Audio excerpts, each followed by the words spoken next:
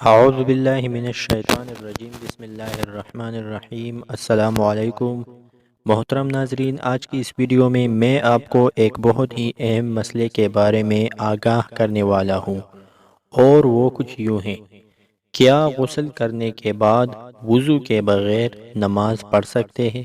میں غسل میں 3 فرائض یعنی غرغرہ کرنا، ناک میں پانی ڈالنا اور پورے جسم پر پانی ڈالنا ادا کرتا ہوں، تو کیا اب میں وضو کے بغیر نماز پڑھ سکتا ہوں؟